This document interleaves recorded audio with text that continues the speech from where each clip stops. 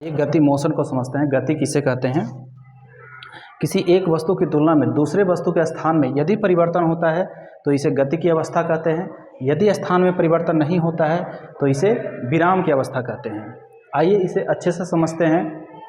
मान लीजिए कि इस क्लासरूम का पंखा चल रहा है तो ये गति में है कि विराम में है? गति में है।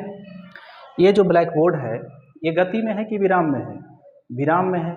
लेकिन ये जो ब्लैक बोर्ड है ये पृथ्वी पे खड़ा है और पृथ्वी घूम रहा है तो ये भी ब्लैक बोर्ड भी घूम रहा होगा। तो ये गति में है। तो ये गति और विराम में दोनों कैसे हो सकता है? आइए समझते हैं। ट्रेन में हम लोग यात्रा किए हैं। ट्रेन में कोई दो व्यक्ति बैठा हुआ है, ठीक ना। ट्रेन चल रही है और एक व्यक्ति बाहर में है जो इस ट्रेन को देख रहा है।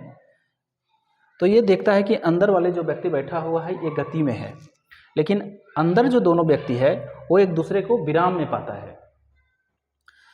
हम लोग को बहुत बार कन्फ्यूजन हुआ है जब हम स्टेशन पे पहुंचते हैं, रेलवे स्टेशन पे हमारी ट्रेन लगती है, वहाँ पे जा कर के तो बगल वाली ट्रेन खुलती है तो हमें लगता है कि हमारी ट्रेन खुल गई है।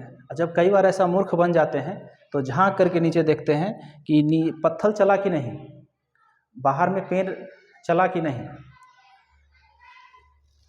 तो किसके सापेक्ष में कह रहा है?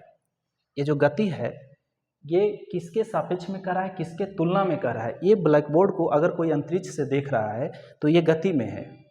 हम गति में है कि विराम में है? हम विराम में हैं लोग। लेकिन अंतरिक्ष से कोई दूरबीन लगा के हमको देखेगा तो कहेगा कि गति में है। कोई बच्चा कहता है कि सर पृथ्वी घूम रहा है, हमें पता क्यों नहीं चलता है? तो कंडीशन कुछ रेलगाड़ी वाला जैसा ही है।